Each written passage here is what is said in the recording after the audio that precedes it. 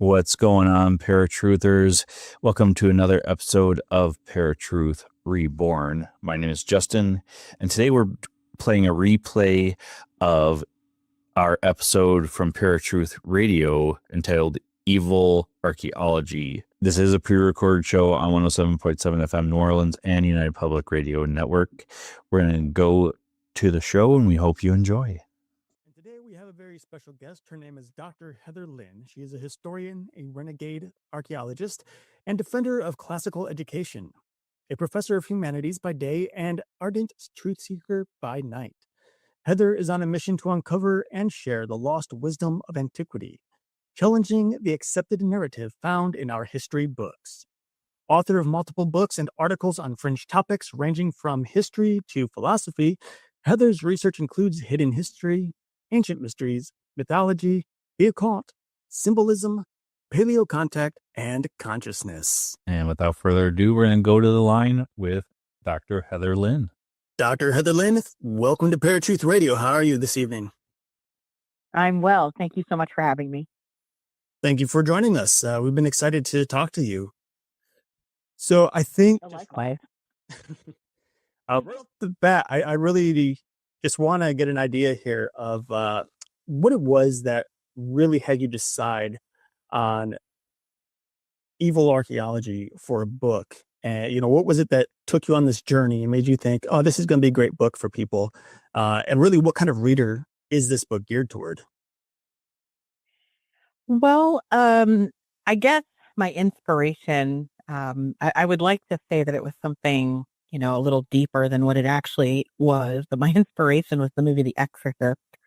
In the beginning scene from the book and movie, there's a scene from an archaeological excavation in Iraq. And at the site, a priest archaeologist feels this strong wind blowing, and it's foreshadowing the arrival of the demon Pazuzu of Mesopotamia. And the demon statue featured on the cover of the book is actually the Pazuzu, which is the demon that possessed the character in the movie. And it's I was brought up Catholic, and I was not really supposed to be watching that movie at any point in time. And I did see it, and it was there in my reference. And life goes on, and I hadn't seen it for a while. And as an adult, I saw it, and I picked up on that beginning sequence that I hadn't connected before. And, because of my line of work, I found it a little interesting, and I started to then ponder the relationship between demons of ancient Mesopotamia and the modern era. And I wondered if demons of the ancient world could still be with us today. It was sort of a passing thought. But it wasn't long after seeing the movie then that I read a news story about a man in North Carolina who changed his name to Pazuzu so that he could honor that particular demon. And he went on, he was actually discussed because he was a murderer, and he cannibalized his neighbors, and he was involved in these horrific crimes that he believed he was taking part in as a way to uh, worship and all this these Mesopotamian demons and this sort of thing. And I thought, well, that's just weird and interesting, and it was interesting timing, of course, and so it was fresh on my mind. And I started thinking about that, and I thought, clearly this individual is responsible for his own actions, but he claimed to be inspired by these demons to do these things. And I considered the Latin for inspiration, the inspirare, meaning to breathe or blow into, and how it was originally used to describe when a supernatural being imparted an idea onto someone. And so I thought about this question of possession, and I wondered, well, what is possession but an evil spiritual entity inhabiting a willing person and encouraging them to do evil things? And so I started toying with the idea, well, what is this fine line between something like inspiration and something that would be possession? And I wondered about, how do we view these sorts of activities now, and how did the ancients view this? Because there have always been, people who've done these horrific things and crimes and the idea of evil. And I just started wondering about that. So I don't know that I had a particular demographic in mind when I wrote the book. I just, most of the time, what I do when I write is just follow my own questions and ponderings and interests. And hopefully, what I do is I present something that other people may find as interesting as I do. I work on it as a journey of exploration, and I try in my work to present it as such. So I don't usually have a either an agenda or a point that I want to get across. I look at things with the questions, and then I also know where my expertise lie and where they don't. So with that said, I enlisted the help of or the input in some ways of people that might be better well versed in things like exorcisms. So, for instance, I interviewed Bill Dean, an exorcist, on his views on this sort of thing, and so I looked at it as more of an exploration into the origin of evil and the connection between how that was shaped in the past and evolved, and how it may be at play today. Okay. All right. Well, here's a question for you. A lot of serial killers have used symbols, for example, um, not necessarily for power per se, but for the symbolism itself, like the uh, pentagram, Charlie Manson, um, the Night Stalker, several others have used the symbolism. Zodiac used symbols as well. A lot of times that we talk about demonic possession here on ParaTruth, but we also talk about how maybe us as humans giving these particular things power uh, over spiritual entities actually doing these things can have the same effect. What are your thoughts on that? I think so. I think that is, probably one of the things that I explored in the book, in the research, was this idea between the tangible, actual reality of something like a demon versus what we put onto things. So, such as like amulet or symbols. I tried to use an approach, sometimes referred to as cognitive archaeology, so that I could look at the meanings, concept, characteristics, and symbols and description of things to not just look at assigning blame or, but trying to have a more complex or nuanced look at these matters, but also at the same time, not ruling out the question of, the spiritual components. Could there Mm. actually be something more to this? And is it something that when we're looking at symbols and as the result, language, the concept of linguistics, are we just limiting ourselves by the language we're using? Or is it actually enhancing, or is it completely complicating matters? And so in some ways, it's like you could look at these issues and think, well, we're using these different terms to describe this maybe demon or, an entity or, while at the same time, um, the ancients might have been using that particular term to describe an illness.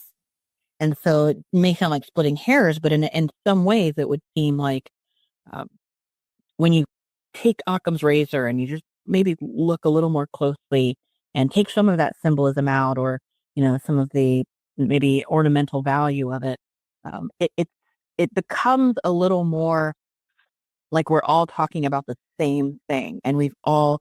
And when I say all, I mean through different cultures, even religions, different time periods, that we're sharing this experience, and whatever it may be, whether it's the way someone's behaving differently or horrific acts that we can't understand that defy our comfort level of what we may feel is the natural order, however you want to frame it, there's something there that across languages and experiences and belief sets, we just know. And we, as people, develop ways to describe these things, and we can call them demons, evil entities. Some called them just angels in general, or spirits, or, there's so many different ways to look at it. Jinn, or even if they're not anthropomorphized, they could just be a symbol of an animal, or as you said, a pentagram or something actually tangible. Either way, uh, I think that there is a very simple, not easy, but simple thread that can be kind of seen holding everything together. I think that we're all on the same page about something, and the language is what it is that maybe we need to, look more deeply into. So that's kind of what I found with symbols, because symbols are, a form of language as well. How much power do we give those symbols? And that's another question to consider is, words have a lot of meaning, as do, amulets or these sorts of things. Even if it's just how we feel about them, those feelings can turn into action that have very real physical consequences. So that leaves us with a lot of different questions and things. So, people can talk all day about how many angels can fit on the, tip of a needle or what have you. But these are very real questions that have practical, consequences. That, oh, is something evil? What is evil? Does this match my religion or morality, et cetera, et cetera? At the end of the day, while those are very important theological discussions, we know evil when we see it. And, we have to sort of have these symbols, have these terms so that we can function in a society as well. And that's what I believe has happened since the beginning is if you look at the ancient Mesopotamian, demonology, a lot of it is primitive medicine. And so while they had all of these different names for demons, they had a lot of symptoms for the possessions and they were really diseases. But at the same time, they sort of anthropomorphize the disease. And for example, if you had cancer, you need to have these symptoms. And instead of calling it cancer, they might have named it after Lamastu, one of the demons. So yes, they anthropomorphized it, but what is that? There's something there. And I think, it's served a practical purpose because it's gotten us in, so far in development to where we are today that they actually laid the groundwork for modern medicine. And so, symbols are very important, and whether or not they can by themselves have some sort of independent, imbued power, it's hard to really say. I don't think I'm qualified to answer that. But I will say that the what people put onto them, the meanings that they put onto that have very real and tangible consequences. And so it's very important to even consider such things. So with that said, like considering we talk a lot about how there are various ways that people can accidentally open doors to the spiritual realm. And so with your conversations with like the exorcists during the interviews, did you find anything, maybe they said anything regarding whether or not superstition really plays into many of the demonic possessions that they actually take call to? Or is it, I mean, Mhm. Well, not necessarily. Yeah, and that's something interesting because the idea of superstition, um, you know, that's a really interesting concept in and of itself because it's easy to dismiss something as just superstition. But at the same time, where did we come up with these ideas? It's almost like a maybe genetic memory or some sort of folk knowledge that tells us, let's put on the brakes before we start doing these things. And so, but in terms of, my discussions with the various exorcists, um, the idea of dabbling, that's a very popular idea. Nobody that I spoke to when researching this book at all said that dabbling would be a good idea. And that includes psychologists. So if you're looking at it from the perspective of a religious point of view, even versus just maybe a more secular and psychological point of view, something with regard to superstition or something like that. Either way, if you are concerned about letting some sort of negativity in, that idea of dabbling is just really not recommended, at least not what I found. That it's something that does open doorways. And if it doesn't actually, from the perspective of exorcists that I spoke to, they agree that it can open spiritual or metaphysical doorways. By contrast, the psychologists that I spoke to both said that it can open doorways on a subconscious level, which to me, is very closely aligned with that metaphysical or spiritual component. So it's just maybe, again, another idea, the linguistic difference, but kind of, but at least coming to the same conclusion that for whichever reason, however you may have developed the methodology to reach that conclusion, it's probably not a good idea to dabble because it can open doors. And those doors are perhaps, subjective, however somebody wants to describe that, whether, again, they're spiritual doors or if it's just subconscious doors. Some would argue those are one and the same. And that would just be that question of splitting the mind, the idea of mind, the mind body. and that maybe that's something we shouldn't do because they're connected in a holistic way, that subconscious and that consciousness, the spirituality component of it, they're actually more closely related. I mean, that's kind of where I would tend to fall, the idea that, yeah, there's the spiritual, and then there's also something that's more psychological, and that those things are actually not in conflict. And as much as it may seem like they are to somebody with a particular bias or the other, I see a lot of ways that they overlap, at least for, the practical outcome. And so at the end of the day, if somebody's concerned about bringing that negativity to them, whether they think it's in the form of a anthropomorphized entity, or if it's just something that maybe it is superstitious and they don't want that to enter their psyche, um, however they reach that, I think it's probably helpful to at least not open those doors. All right. Well, actually, as you were talking, I kind of had a question too. It was, you had mentioned earlier, and I read in the book about how there were a lot of different cultures that would use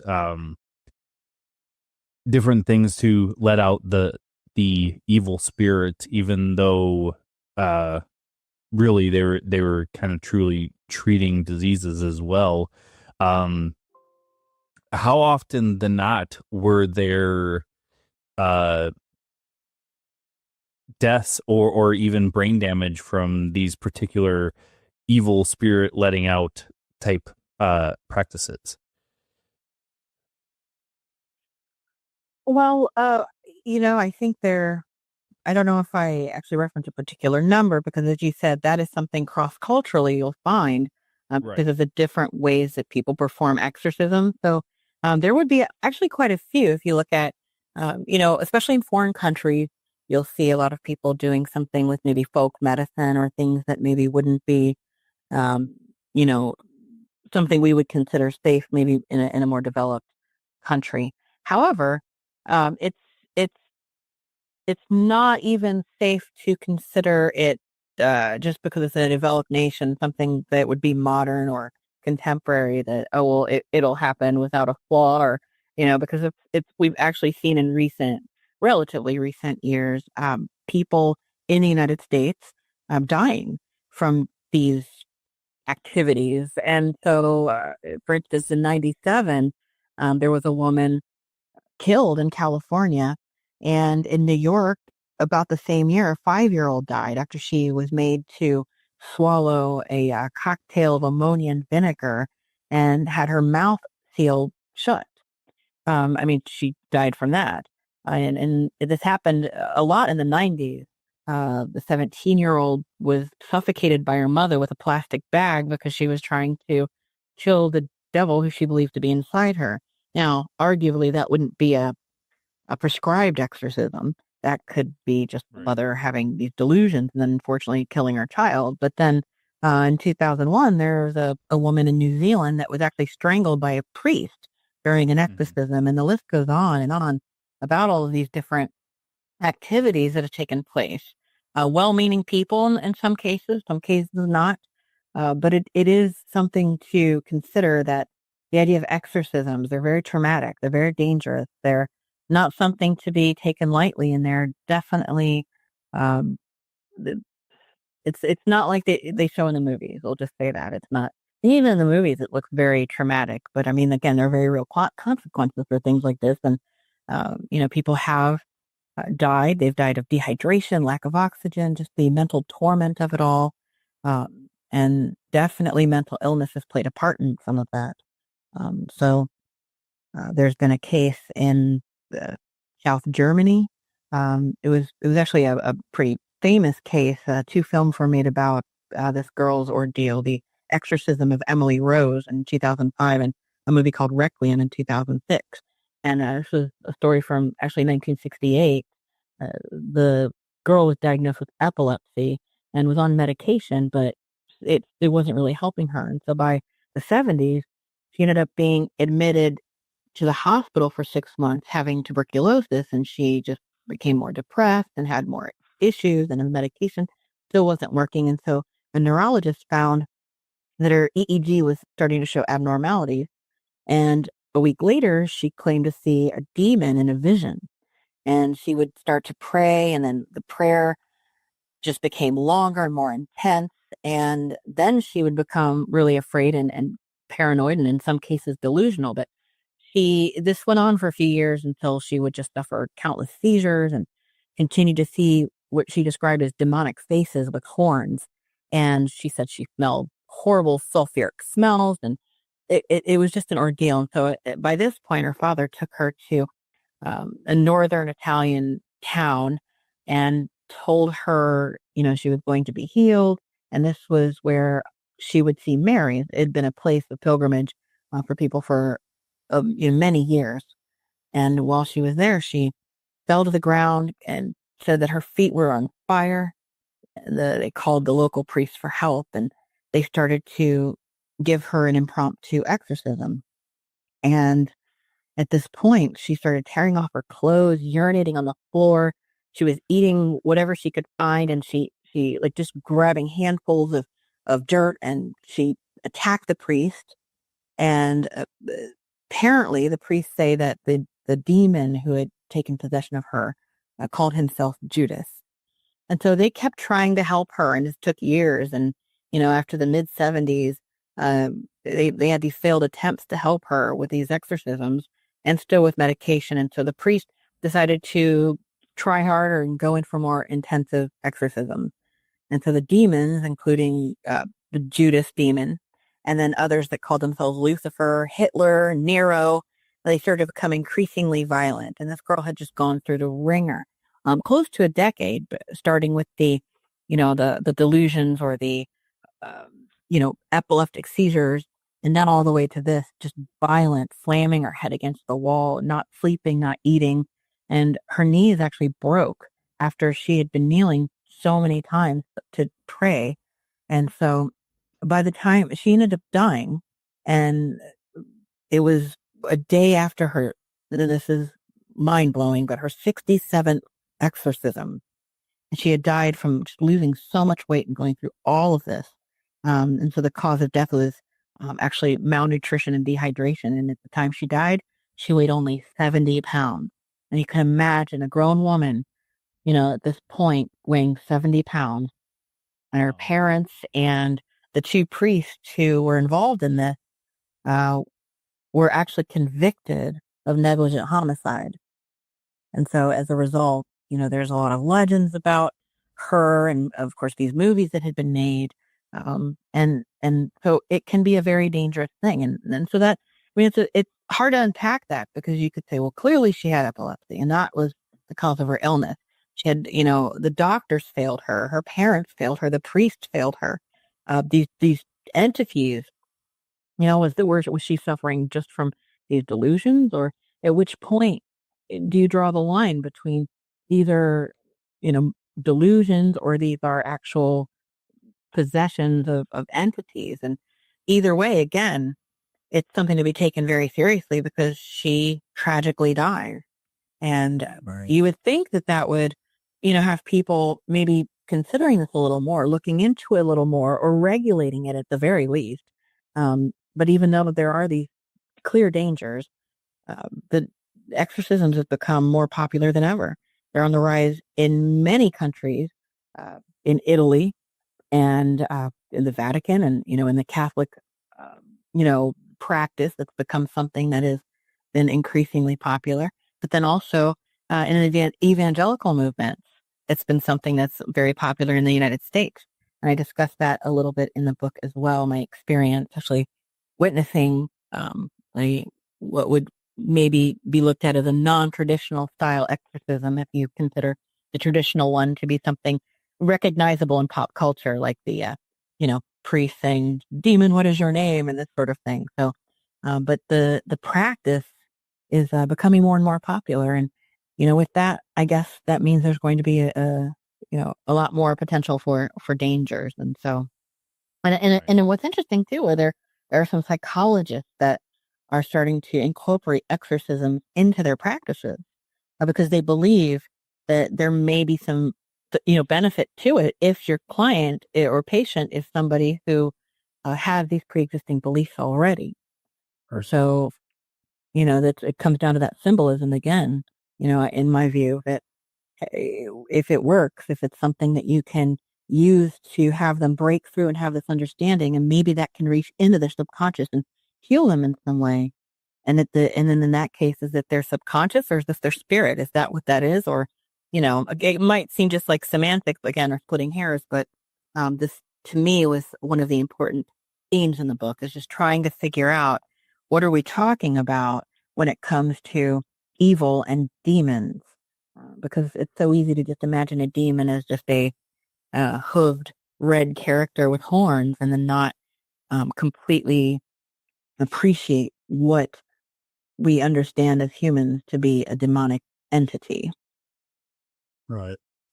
Yeah, that's really interesting. It's like, even as a psychologist, maybe someone who doesn't believe in the same religious beliefs that the person is talking with, doing the exorcism maybe to the patient, it's like a drug that actually helps them, whereas to the psychologist, it's a placebo, something they don't necessarily believe, but still affects the mind. And that's still, I think it's really interesting just in general. I didn't know that some were doing that these days. Yeah. Now, you mentioned a couple demons just a little bit ago, and you mentioned a number of demons throughout the book.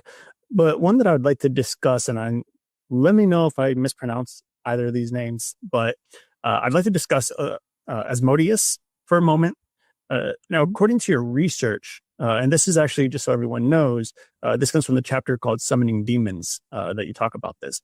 But according to your research, he was an especially wretched demon that was perhaps enslaved by, is it Ornias? Mm-hmm. Okay. Enslaved by Ornias through the magic ring of Solomon, which was given unto Solomon as a gift from God by the archangel Michael. Now, Solomon lent Ornias, after capturing him, he lent it to Ornias to capture other demons for the construction of Solomon's temple. Now, in the book, you had mentioned that the similarities between Asmodeus and Lucifer are actually remarkably similar. My question is, would you mind sharing some of the attributes shared between these two entities, and also what ultimately separates them as two separate demons as opposed to possibly the same demon with two different names? Oh, that is a really great question. And well, so I would start by saying that they were two different demons um, in the interpretation and just the story. However, I believe that given their particular attributes, I really think that they were one and the same in a lot of ways, and that's it's one of these cases where maybe it came through and had that religious syncretism where some of these things melded into one and then became the other, etc. I think that this is more about it being a Promethean figure. So I don't know that they are two separate ones. Clearly, they have two separate stories, but a lot of these stories have crossover. A lot of these stories are very ancient, but then they are revived in the Renaissance, and then they're expanded or changed. Many different authors written different versions, and there's all these threads of similarity between these types of Promethean figures. And so, while Asmodeus is well, he was considered the demon of occult wisdom and human technological advances. And he was considered also the successor to the Egyptian god of wisdom and learning, Thoth, who both of them were linked to Sirius. And so, it sounds like kind of strange maybe to your listeners that these demons could be connected to these Egyptian gods. But it might be, it's one of these things that, I discuss in the book of demonizing, the process of demonizing. And so it's throughout a lot of these ancient cultures, they had these gods or these entities. Sometimes they didn't even separate the demons from the angels. They would just consider them these spiritual entities. But either way, uh, they would take on these attributes and change the way they looked or what have you, their names, depending on what culture they would be in. But their key components would of their personality would stay the same. And so that's what leads me to believe that they were the same figure, because of how they're portrayed in all of these different cultures. One, for example, is that in Islamic tradition, Asmodeus was considered a jinn, and it's the very same jinn that cheated Aladdin out of the ring to secure the magic lamp. I mean, that's the very, very common and popular, um, being. So it's like Asmodeus was the king of these demons, and Lucifer was considered to be, the king of these demons in a lot of the different stories. And so, and again, he was a Promethean figure to connect him to Prometheus, who had the similar feature of being, say, a entity of wisdom or technological advances.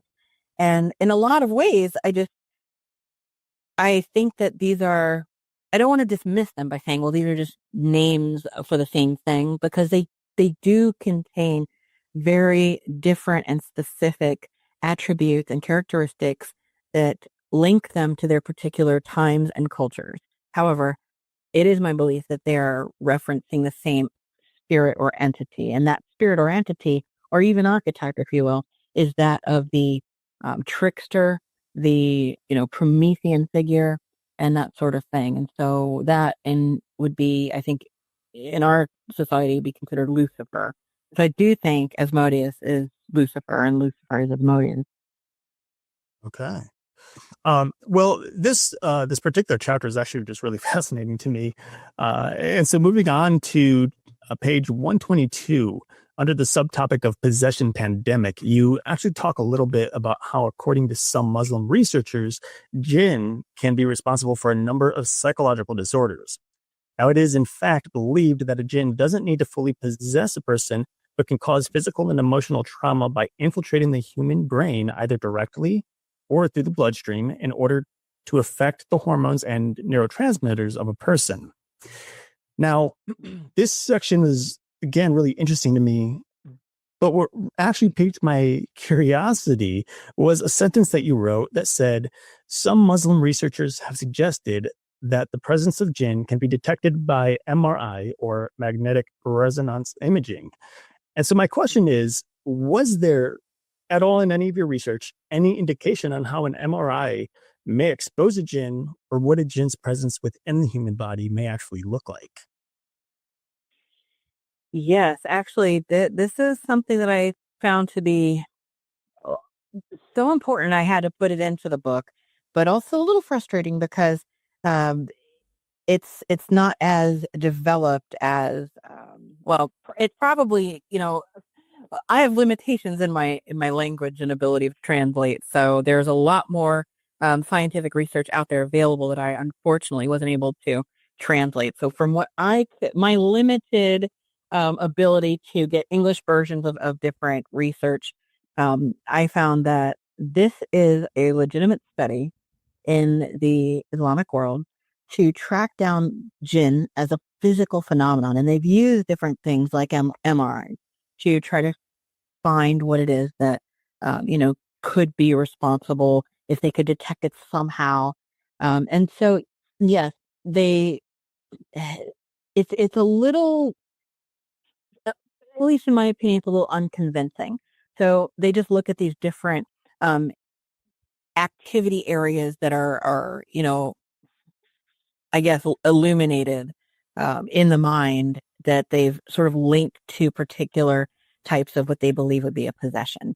Again, it's something that I'm like, well, maybe within a different context that could be helpful. So I didn't see anything that was overwhelmingly convincing, which is why I think what I found to be even more interesting was the research that had to do with looking at the molecular explanation for demons, as opposed to the MRI, because it continued the idea of a germ theory of demonology that they were able to back up with mathematic models.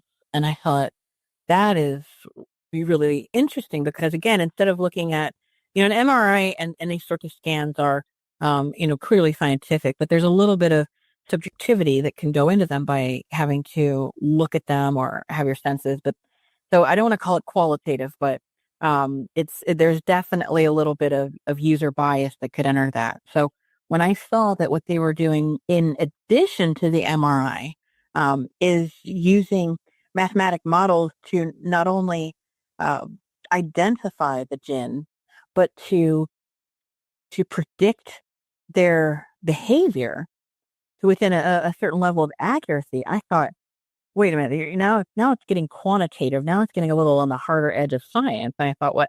For one thing, I thought it was quite fascinating that there's actual finance, research going into this at a university level.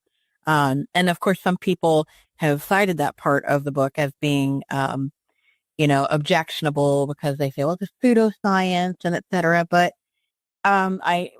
if they're using the scientific method, and that's the way they'd like to look into that, I have no problem with that. I don't think that there's anything wrong with natural curiosity and also trying to use science to perhaps investigate issues of religion or theology. And so, from my perspective, it was very exciting research. And so again, they have that idea of maybe germ theory of demonology that's very much similar to the ancient Mesopotamian approach to demonology. And so in this kind of explanation for demons, uh, they think of it beyond just mental illness, but also related to the mental illness, but that these jinn or evil spirits are sort of responsible for things like epilepsy, autoimmune, even cancer. And so according to some of the scientists in Morocco that are working on this research, these spirits are invisible to the naked eye, but not like ghosts or something, but more like microbes. And they contend that the existence of these evil spiritual molecules exist beyond human perception, but that they believe they're getting close to being able to pick them up through ways like MRIs or advanced microscopes using many different methods to try to find them. But in the meantime, if they thought, well, we're going to look at this molecular composition of these evil spirits and try to figure out some of the key questions. And so, interestingly, they thought about the idea of demons sort of being linked to the darkness. And in all of the fables and tales, demons don't like light. They spook around corners or in dark places. And so the idea of that is that they're averse to light, which explains why they appear at night in the dark, and they believe that they have their own then physical laws or life cycles, and that they can enter the bloodstream and rapidly multiply, and so they sort of built this whole system around this by using faith, I would say, first as a guide, and then using the scientific method to try to test that or detect that. And but I thought it was so fascinating that they were able to, you should look at the mathematic models and try to figure out, and they claim are able to predict the movement of these demons and how they'll manifest in the physical body of somebody. Now, again, it's hard. It's definitely something to look at with a healthy level of skepticism, and it's another maybe a ethical question, or to some people, should science dictate our beliefs or should our beliefs dictate science? But which comes first? But I felt it was important to add into the book just simply because I think it's important to kind of get out of our own, Western centric way of approaching science and explore what other people are doing and how they're looking at it. It might, help to expand our understanding of these things called jinn or even demons. So, but yeah, I think there's some exciting research on the horizon, and I would really, really love to see sort of a more interdisciplinary approach to looking at this. If anything, I think it would help expand ideas, of medicine.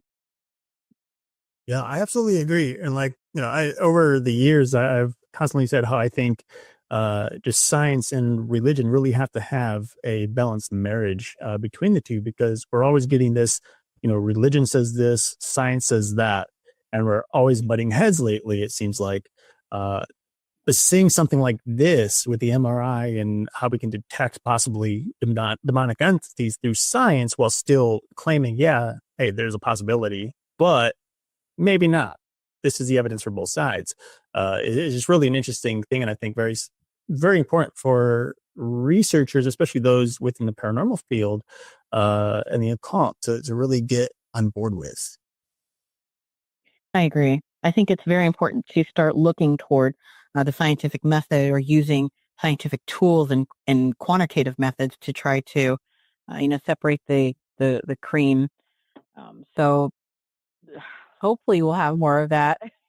I don't think it's I think it's good. I don't think that it is. This is my just personal opinion, but I don't think that it is challenging, say, to use science to try to investigate the natural world and to try to do those things. I think that it can actually strengthen faith and do a great service. And I'm just one of those people. I don't believe that there should be that just disregarding it as superstition.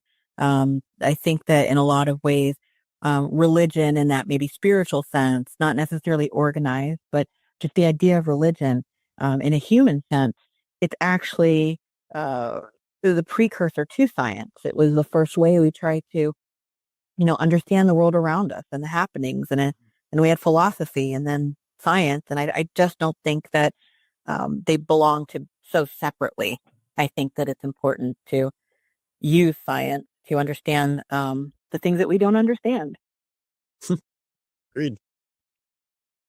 I think we've found our muse, Erik, for the ParaTruth Radio in Dr. Heather Lynn. So something you bring up in the book, and I think it's like really important that we do this, but I am kind of curious about your intentions about putting the protections against evil in the book, because you had mentioned earlier about how psychologists are using exorcism as a way to treat patients. What was your original thought about putting that particular chapter in the book?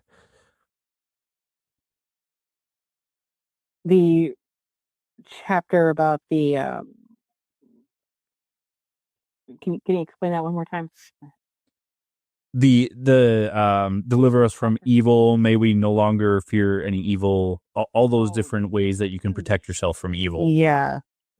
Oh, well, I felt that was so important to add into the book because a lot of the book, if I'm discussing things like serial killing or, a lot of these horrific archaeological finds and, you know, it, it seems, it could seem at least a little disheartening, discouraging. And I really wanted to point out that throughout a lot of my research and my interviews, that this wasn't something to fear, that we didn't have reason to actually fear. And from what I've found to be the case with the interviews, is that fear is actually more dangerous than, if you're trying to not have an evil entity around you or any kind of like negative influence, then you definitely don't want to have fear.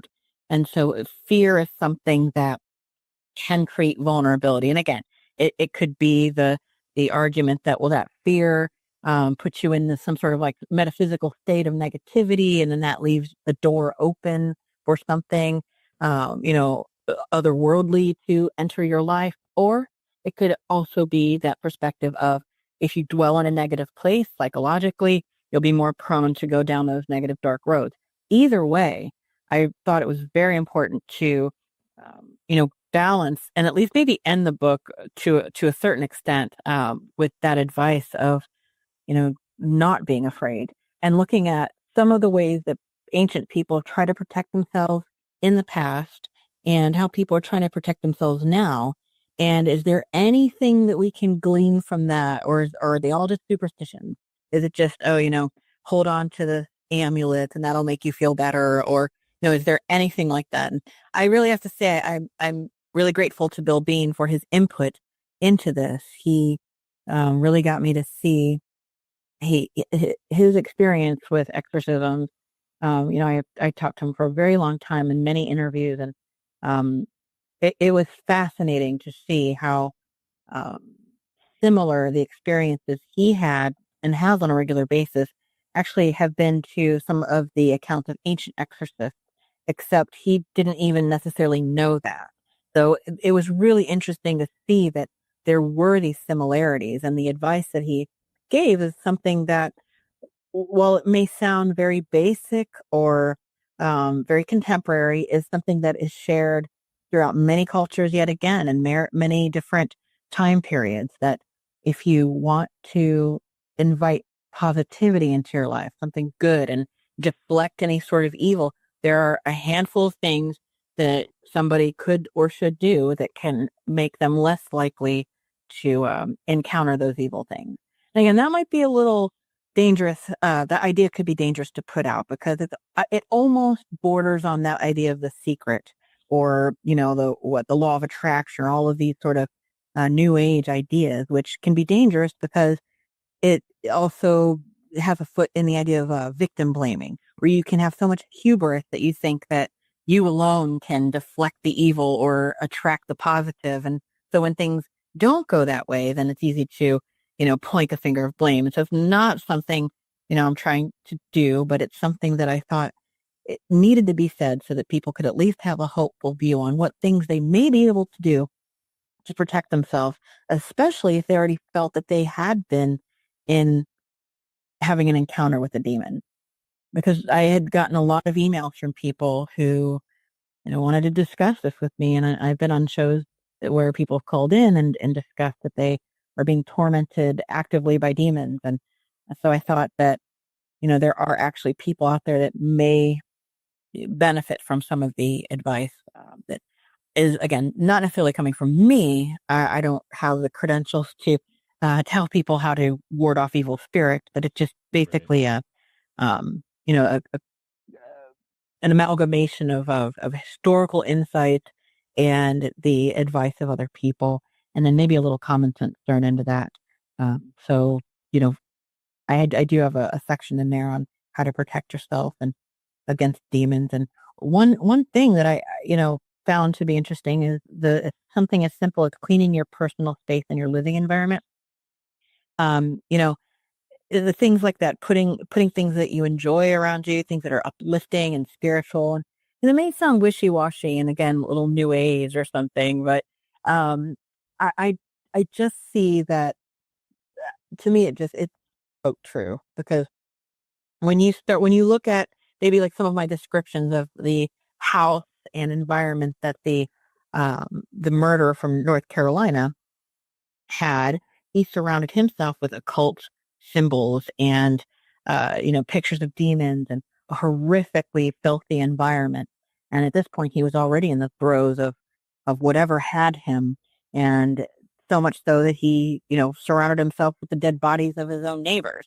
So clearly, we have this extreme example of the surroundings being a reflection of what was going on inside. And so, with both people who were religious in their thinking, spiritual, and even psychologists, or just old-fashioned folk advice, and all the way up to what then I would consider to be self-evident or just maybe common sense. But the idea that if you maintain order around you, that you're, building a spiritual protection, and maybe not, if you're concerned about evil entities, maybe don't decorate your room with a bunch of, pentagrams and demonic images, and try to actively do what Bill Bean called living in warrior mode.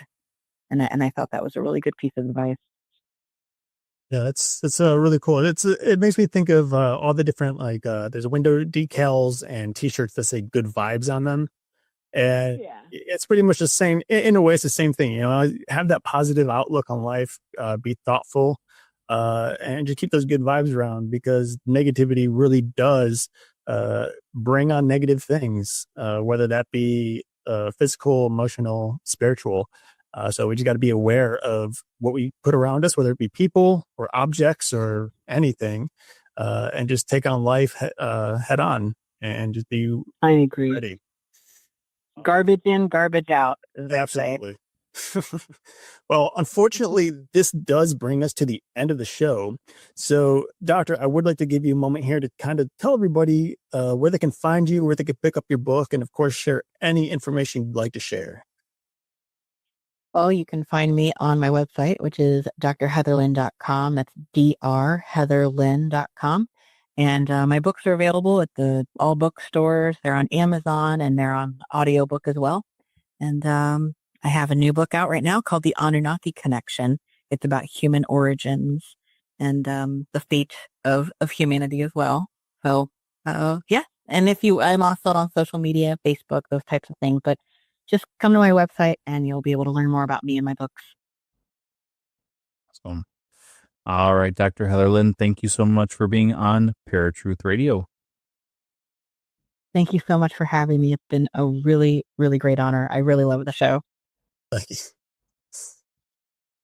All right, folks, that was Heather Lynn, author of Evil Archaeology, Demons, Possessions, and Sinister Relics. She has a couple more works out, or in the works to come out, so definitely looking forward to that. We had just gotten off the line with Demons, Possessions, and Sinister Relics. If you have not read this book, I do recommend picking it up. It was a really interesting read, very fascinating, and I had a lot of fun with this interview here today. There's a lot of information in this book that I think we've talked a little bit about over the years, but we got to dive into some really interesting stuff, especially in how science and religion or faith can very unite in the same topics, and the same things. So, yeah. So after reading through it and talking to her, I actually really loved the fact that she kind of has done what we've talked about for a long time, brought science and religion together to talk about these things. Not once did she ever claim that she believed one way or the other into these different things, which I thought was a very academic way of looking at it. But at the same time, we've talked about it several times, how science and religion have to have a coming back together, because at one point they were together and then they split because of some rumors started by divorce, man. Broken. So that's all that happens with divorce. That's pretty much.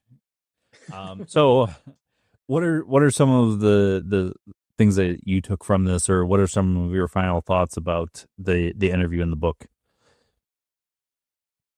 Yeah. So, I mean, I still had more questions that I would have been great to have asked her, but unfortunately we are on a time limit with this show. So it's a little disappointing, but like I said, there's a lot of things that I really just found interesting. And, we talked about it a little bit. She got into it. But there was a chapter titled "The Most Horrific Archaeological Finds." And that was another fascinating chapter. And she really went into basically just different archaeological sites or archaeological finds that were really just actually about a Neolithic massacre, which was a huge, massive bone pit that showed various bones of men and women, primarily women, and young children, which looked like ritualistic murders or ritualistic sacrifices. But what was really interesting that she found were that some of these bones had markings as if the flesh was cut from the bone itself. Now, I guess some of her colleagues believe that it was just part of this sacrifice. She had actually thought that there's much more to it, and that this particular site, people would actually cannibalize the sacrifices afterwards. Mm-hmm. Now, apparently, I think as far as I could tell, the area in which this happened only lasted, the village, only lasted about 50 years, I think. Nobody really knows if they picked up and moved on or if it just kind of crumbled. But it was one of those things that were just really creepy and interesting. And another one that I actually kind of liked, because you know how I am with the idea of witchcraft, and it just is something interesting to me about the history of witchcraft. And there's this section called Witch Bottles and Smoked Cats. Don't know if you're not the most fun read in regards to the smoked cats, but there is these witch bottles that that archaeologists were finding all over the world, even here in America, especially in the New England area, in which there were these small bottles that contained things like urine and pins or needles, nail clippings, hair clippings, all, various different things. And it was believed that if you had one of these bottles and put it into a wall or buried it underground, it would protect you from any type of bewitchment or curses placed on you by witches. And of course, the urine, it was believed that by putting it down in the ground or wherever, you would cause the said witch to have extreme pain when urinating. Going to that level, I don't know why. Oh, well, let's make her hurt when she urinates. Or but I thought that was really interesting, and these can still be found today, especially in New England, but even throughout the country.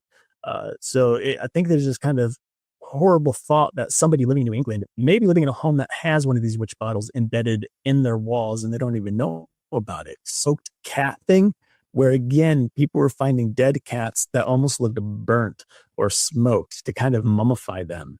And these cats were placed also into the walls or underground, and very often were found with rodents, either in their mouth, or they would be kind of placed in a way where it's cat chase mouse type of ordeal. And it was believed, or is believed, that this type of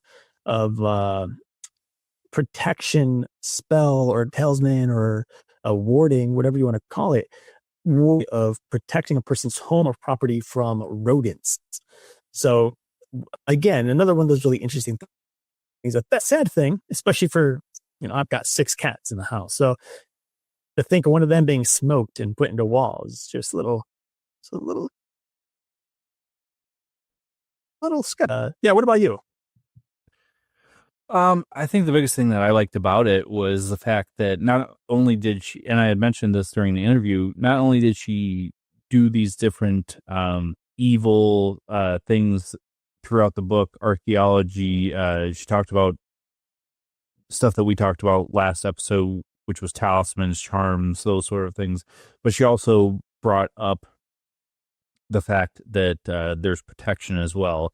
And I thought it was actually really interesting when she brought up the fact that there are some psychiatrists right now using an exorcism, quote unquote exorcism, to treat patients that are believing that they're possessed. They're using that belief and using this method to cure them in a sense, or at least treat them. So I thought that was fascinating. I've never heard that before. So I definitely recommend the book because it is very packed full of knowledge, and just the fact that she, like I said, is bringing together science and religion in a book that is about something that is still taboo to this day, even. So I thought it was a great book and a great interview. So.